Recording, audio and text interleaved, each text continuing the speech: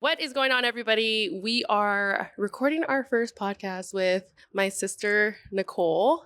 She is a functional nutritionist, and she helps with your wellness journey as you are trying to figure out everything that's going on with your body and your mind. It is all connected from, hold on, I saw that when we were talking.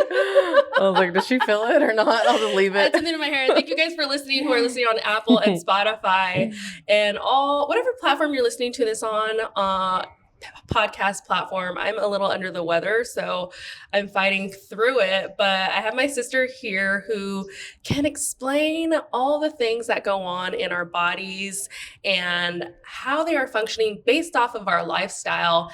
And I've just been so intrigued on what she does. And so I want you guys to meet her and continue listening to this podcast because she is dropping some gems on what labs you need to find out more about the root cause of your body and what does it actually mean. So here is my sister, Nicole. I was going to say Nicole Rubido, but Nicole Carrillo. Her Instagram is at Your Pathway To Health. To Health. Yeah. Okay. Yeah, Instagram is at Your Pathway to Health. Okay. Yes.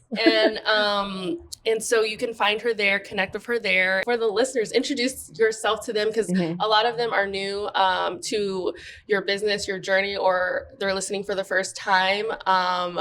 I know everything about you, but we are here at a school right now recording this podcast because you're a mom of 4, under 5. But the last one was born when my 2 oldest were not even 4 yet. So yeah, it's been a journey. Mom of 4, building my business, trying to help out other women, navigate, trying to stay healthy, trying to optimize their body, function as optimally as we can while still being mothers, and just, taking care of our own. I'm here to help others and take care of my family. Family is a huge piece of my life and what I am devoted to.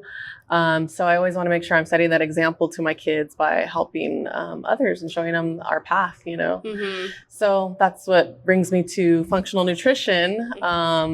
I've been a foodie for a long time. I've always loved food. Oh, wait, let me pause there. She had a foodie page. It's probably still up. It's still up. What was it called? The I Eater. So she started there with food. Yeah. Very interesting. The I Eater because we're from the IE and she's from the IE too, guys. I'm sad. In case you didn't know. But yeah, I would go around food places in the IE and try them and give my review, and eventually places would come and invite me to go taste their food for free. So that was pretty cool. That was fun. But yeah, being a food lover, I wanted to know, like, how can we, enjoy food, but be it in a healthy way, Mindful about our choices. Mindful about our choices. And I knew I couldn't just be like going and eating out, whenever I wanted, there's something else to it, because we're putting all that in our body, and what we put in our body is what we are going to experience, and I was experiencing at the time a lot of acne, a lot of eczema, painful cycles for a long time. I went to the doctor and, it was just steroid creams for my eczema, pain pills for my cramps during the month.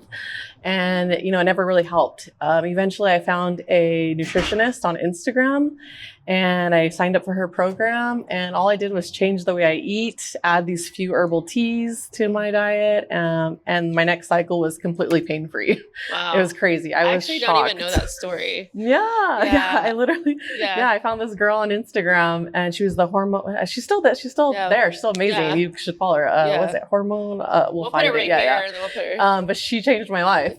Yeah. I literally. So what was it that you changed or that she prescribed to you? So there's just, and it's becoming more, it's more out there now. I'm sure a lot of you have heard about like cycle syncing, eating for your period, eating for your cycle. And, each phase of our cycle requires different nutrients, different types of rest, different types of movement.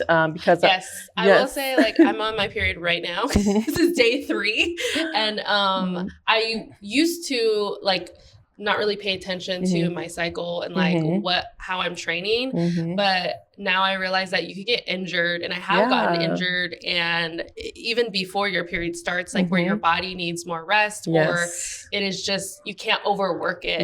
And so I've been now paying attention to my cycle and what I'm doing. So even if it's just like doing like a mile walk instead of running, or like instead of weightlifting, and then eating right, you know. Eating different, like some parts of your cycle are better equipped to handle more carbs, and some other phases of your cycle are better equipped to do lower carb and more protein, more fat. I mean, we always need more protein, but you know, there's keto diet is out there now, and keto is not good for all phases of your cycle for women. If you're still a cycling female, you know, keto is not really the optimal, or may not be the optimal. Obviously, everyone's different. Some women do it and feel great and they're thriving, and that's awesome. But if you're one that's not, and you want to like play around with that, then you got to know how to do it with which different phases of your cycle. So, I guess my question would be, so I feel like when I'm about to start my period, I don't feel as hungry.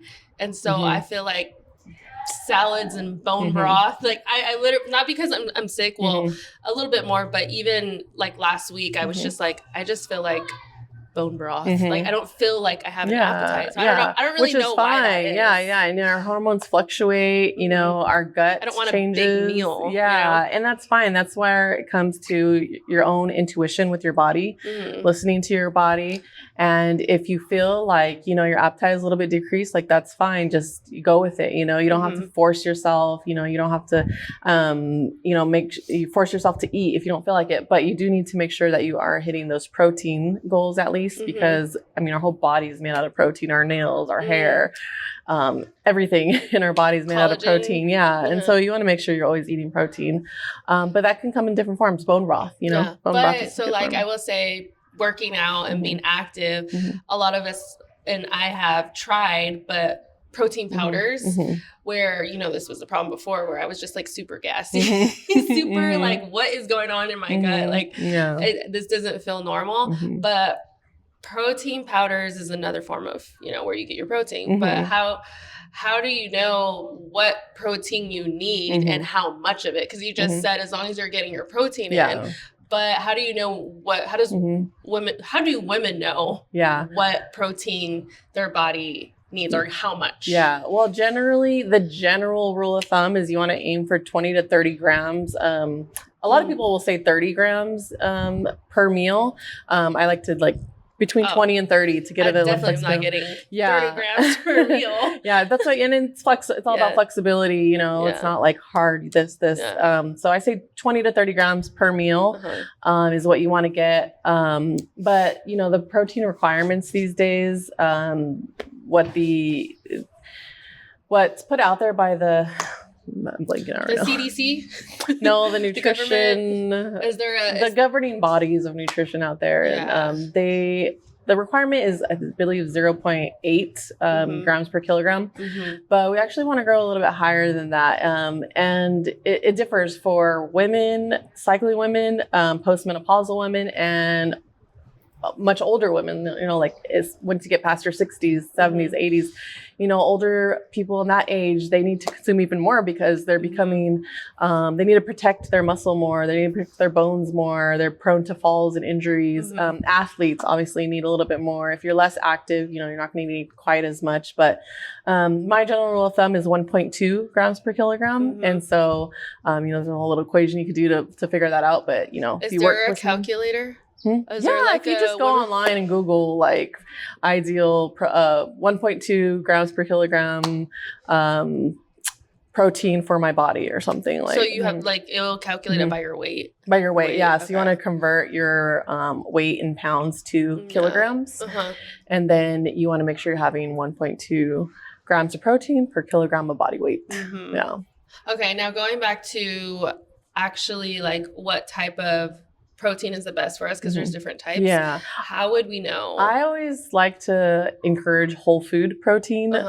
Protein powders like are all the thing right now. I mean, and they're very helpful. Powders. I mean, they're very convenient. I don't drink them anymore just because a trainer that I used to train with, he said, why you don't need protein powder. He's like, just eat protein meat. Yeah, you really don't. Everybody thinks like you got to have their protein powder stocked. Like you don't really. I mean, it depends on your lifestyle. If some people like it for the convenience, some people like it because their palate, likes to drink it in that form, I like to have it on hand just to do different things, bake it, put in your oatmeal, whatever like that, on the go. But honestly, the optimal form of protein is going to be whole food, chicken, beef, plant-based proteins. You really want to just eat your protein as a whole food because there's so many other nutrients in the whole food itself that have a synergistic effect on the body. Synergistic meaning like they work together.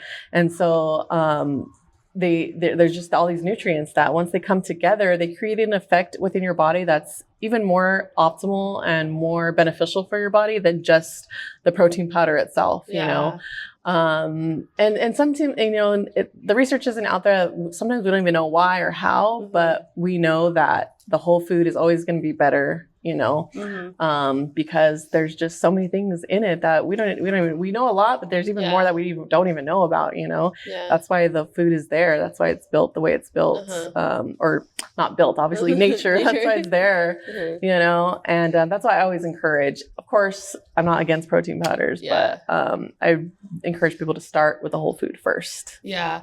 But going back to, like we talked about, you find out what the root cause is of whatever symptoms you're developing.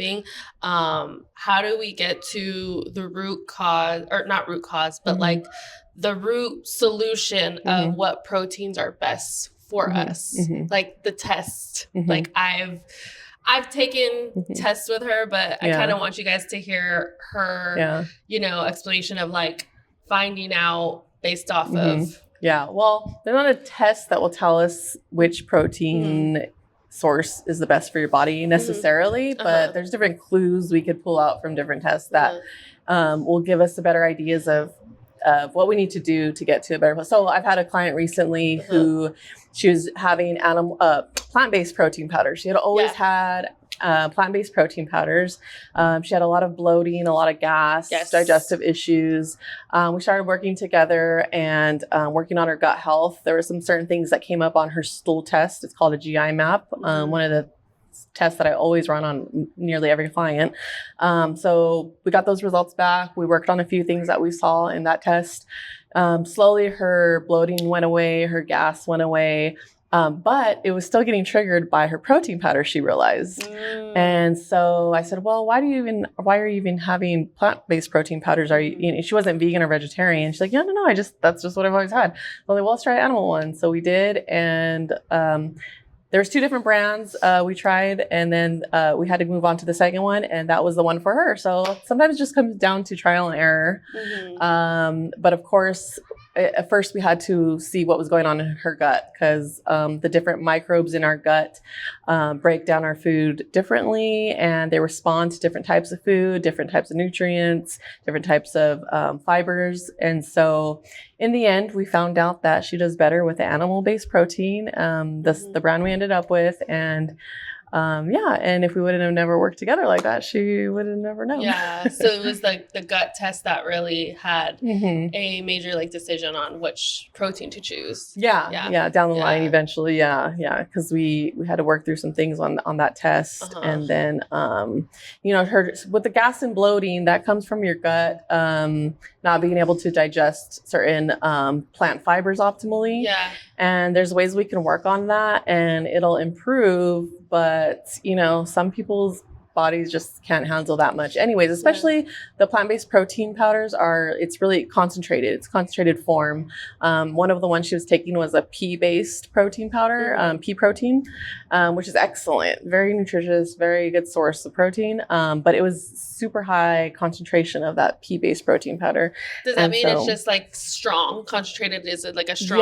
Yeah, with the plant-based protein, because there's different blends too. There's pea, hemp, pumpkin, seed proteins that are blends. Yeah. But if you have a concentration of like one over the rest, that can just overload your gut, you know? And so we worked on her gut. It improved. She was still able to take that powder with less symptoms, but it didn't completely resolve the symptoms. So when we switched to something else that was better for her body, that's when she felt the relief, you know? Yeah. Yeah. I think a lot of women kind of, or I have in the past too, and you guys could attest to this. Like, if you can relate, like, leave a comment down below and let us know how your protein journey is going. What protein powder are you using? Is your stomach feeling a little bit uncomfortable? And so I think that for me, I was doing a lot of protein powder, and I was getting a lot of like, it just didn't feel comfortable. Yeah. So like going back to the test and the gut test, this is actually what we were supposed to talk about, is the gut test. But I took the gut test, and maybe on another episode we will talk about going in depth in details. But like, I learned that I was gluten sensitive from my stool test, which is called the GI map test, right? Yeah. And so people that are listening, what does that test actually analyze for you, like in different sections, you know? Yeah, it analyzes a lot. It's not just, you know, a lot of tests out there, gut tests look at your microbiome and look at different bacteria in your gut.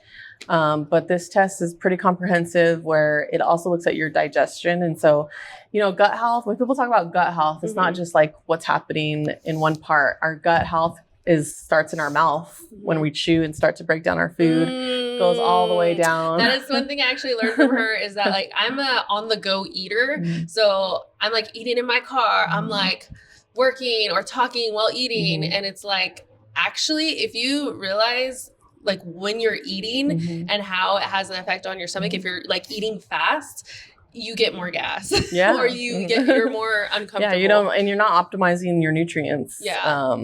That you're taking in, you're not absorbing them very well.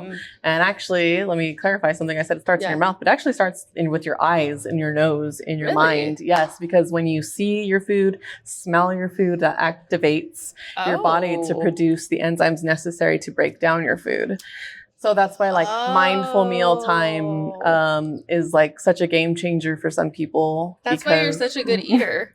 Me? Yeah, because she was a foodie. She was like the eye eater. So she used to be all into food. She's like, she would like look at the whole platter or like food, and she'd like, like make all these sound effects. Like, you should really do ASMR again with your food. But yeah, I remember that about you. Like, so your digestion just really she was the great eater out of us too.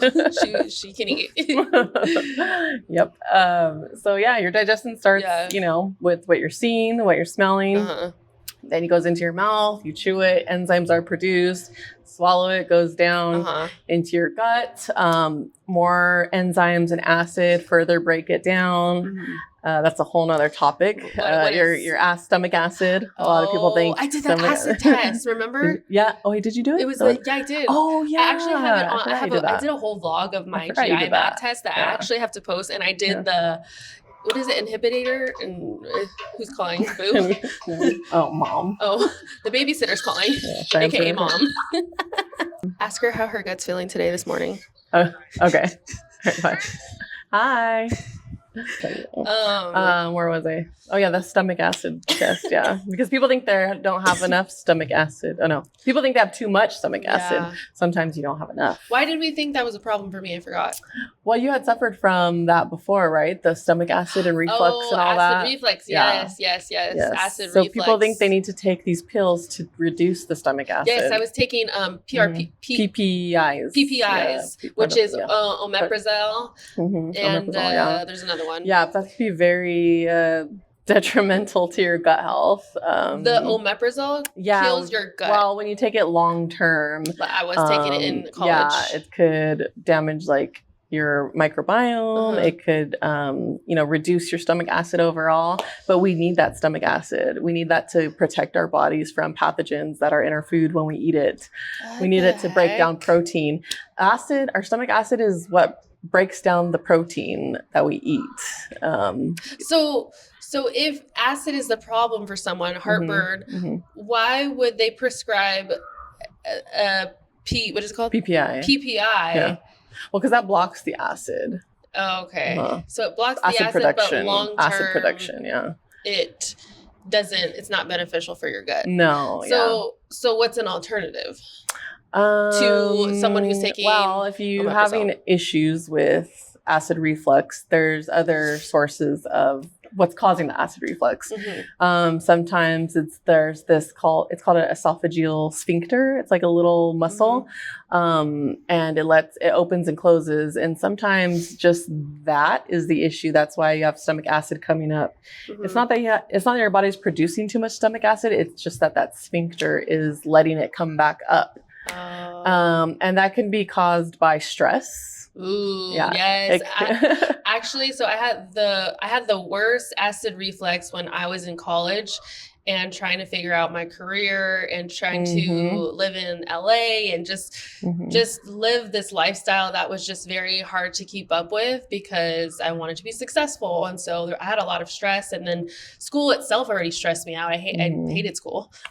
So I think that's why I had a lot of the acid reflux, because then after I graduated, it went away. Yeah, see? It's crazy. Stress, sleep, I wasn't getting enough sleep either. I was staying up late cramming and like trying to study. Yeah, that'll do it. Yeah. Sometimes the most simple, sometimes the quickest and easiest remedies to things that we're experiencing are like free and easy. Not easy, obviously, because it's hard to like combat stress or avoid it. But, it doesn't always take a prescription. It doesn't always take like having to purchase this really expensive supplement, or it doesn't take having to purchase this new biohacking gadget or something. Like sometimes it's just take a moment, take some time to really work on your sleep and your stress, how you respond to stress, because we can't eliminate stress. The stress is around us every day, but if we're able to help our body regulate our response to the stress,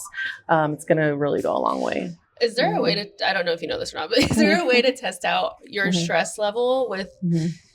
Well, there's something called cortisol, which is a hormone responsible for our stress response. So yes, the Dutch test is a hormone test. Okay. It measures the sex hormones like estrogen, progesterone, testosterone. It also measures cortisol, which is our stress response. And so actually I like to pair this with the GI map a lot, because what most women don't know is if you're having hormone issues, hormone imbalances, hormone symptoms, you may have a gut issue, not necessarily a hormone issue, or at least it may be the root, the root may be at the gut. And so I pair these two together because the Dutch test will show us how much of these hormones your body's producing and how they're getting metabolized down different pathways within our body. How they're getting used. There's so many. That's kind of where the name came from too. There's so many pathways within our body. It's insane. When I was in school, it's just like, oh my God, all these pathways. And so that was like a huge part of, my name. And then of course, finding your own pathway to health. Everybody has a different path to take. Yes. I love that. So it shows all the different hormonal pathways and what your body's doing with the hormones, not just how much is being produced, but what your body's doing with it. And then your gut test is actually showing how your body is eliminating those hormones, because your body has to get rid of the hormone. It has to excrete them too. They don't just stay in your body, Your hormones? Yeah. Your body, like estrogen. So like the big one is estrogen. I never thought of it that way. So yes, estrogen. For example, estrogen dominance. Like if people have too much estrogen, they have symptoms of too much estrogen. Break it down for the people who are like me. So our estrogen is because we both have both. We have both, but then males have more testosterone. Yeah, we're talking about, and we have a little bit less. Yeah, we're talking about estrogen and what? Estrogen, progesterone. Okay, I got confused with progesterone and testosterone. Those are the three main sex hormones. Okay, so women have more estrogen, progesterone. Progesterone is super important for fertility and ovulation, during the month. Estrogen is important for so many different things, even if you're not a cycling woman, bone health, heart health, Testosterone, obviously, for energy and muscle. Oh, wait, which one's for energy and muscle? Testosterone. Testosterone. Oh, okay. And progesterone, actually. How do we get more of that? What? Of that? Like, let's just say, like little gnat. There's gnats out here, guys. How do we get more of that? Like, let's just say, like, I'm feeling like I need more energy, or like I need to focus on my bone health based on, let's just say, hypothetically, my test said like, my bone, what is it? Density, bone. I need more. If you have like a bone density scan? Or not scan, but the test. What does it show? Well, it shows your hormones, yeah. Your hormones. But a low estrogen can affect bone health. If that's what I'm experiencing with arthritis. Yeah, like typically, like, so when you're postmenopausal and you've been through menopause, estrogen is a lot lower during that phase of life. That's why in that phase of life, you're more prone to osteoporosis. Like women that have been through menopause.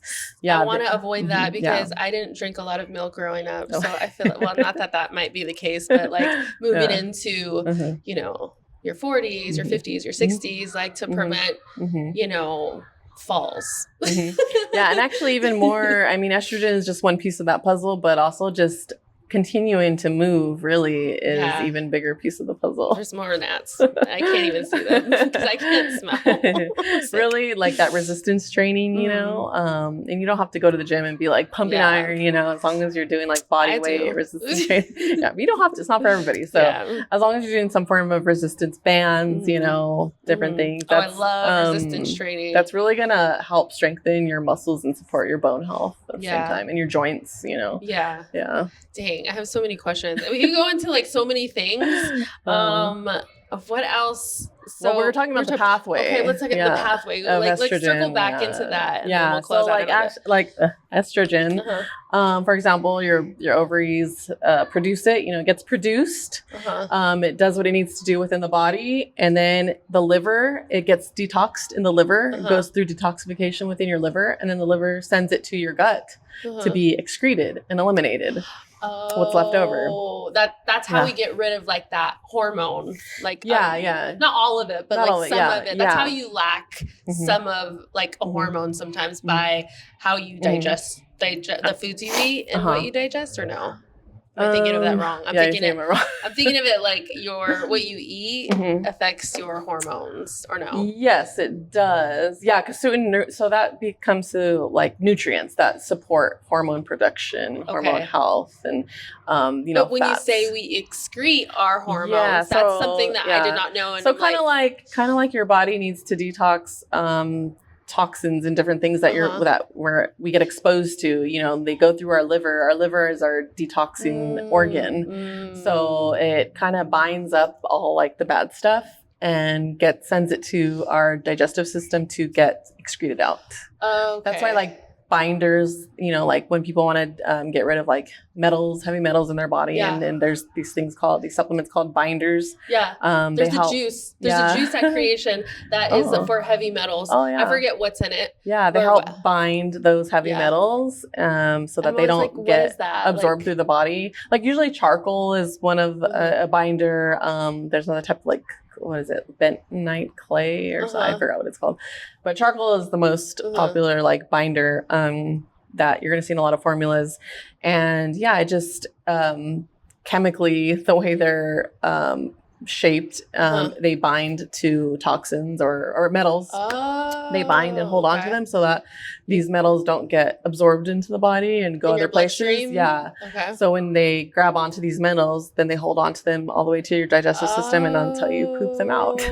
That's what heavy metals means. I never knew. I was like, what the heck? Like, what are these things? Why do they call them heavy metals? Because that sounds like it's weird for your body. And it's just the certain types, metals like aluminum. I was going to ask you, what are the types? Those are some those examples. Are safe to go in our body too. We're going to always be exposed to things like this. I mean, they're naturally occurring in the soil, What about this mic that we're holding and That's using? more of like a wireless type of exposure, like waves.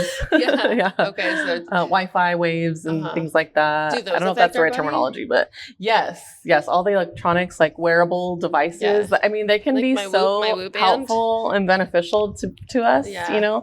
But it's always good to take a break from them because they are still, your body is an energetic field. Yeah. And so when we wear these types of devices, keeping our cell phones in our pocket, or some women, I don't know if they still do this, like keep it in their breast, oh my God, in their bra, things like that. Men, if they keep it in their pockets, you know, they can, that type of exposure increases like prostate cancers, things like that. There's research around that. And so all these magnetic fields and from the electronics can have an impact on our body. And so some people even go as far as turning off their Wi-Fi in their whole house at nighttime when they sleep. Yeah. I've never thought of that. Yeah, you could do that to like limit your exposure. You know, there's people that do that, and I mean, it'd be nice if we can all do that. Some people can't, you know. Yeah. But that is one thing that you can do. You know, to try to limit it. Make sure you take off all your wearables at night. Yeah. Give your body a break. There's even like lap pads like that block it like on your laptop. Put your laptop on top of the pad on your lap, and it blocks the I don't know what the terminology is. It's like the energy between basically your body not going to absorb as much of that. Wow. There's even phone. I think there's phone cases so that block it. I need to look into that.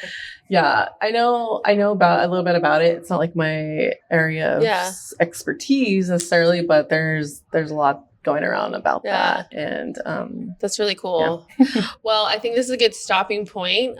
So everybody just, you know, look at what you're actually putting on your body. I have my band on every day.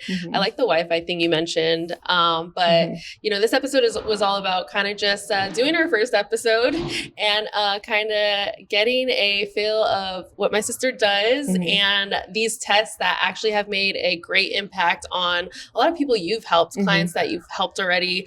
It's helped me. I've been on a journey of reducing the inflammation in my body. And so I definitely took the gut test. I haven't took the hormone test, which is the next thing that I really want to do. But you know, we're creating this podcast just to get more information to you and know the available resources that you guys have available. So you want to tell them where to find you? Yeah, my Instagram is at Your Pathway to Health, because I'm here to help you find your pathway to health, not your friends or your moms. Or everybody's different. I feel like everybody gets advice from each other, but everybody's path, like you said, is actually different. And that's what all the functional lab testing that we do helps us bring clarity around your body, what's good for your body. So yeah, Your Pathway to Health is my Instagram. Nutripathways.com is my website. That's Nutri, Nutri Pathways. Pathways. Put it right here. .com. So nutripathways.com is my website. And yeah, I think that's that's it. That's well, anything for anybody listening, for the moms out there?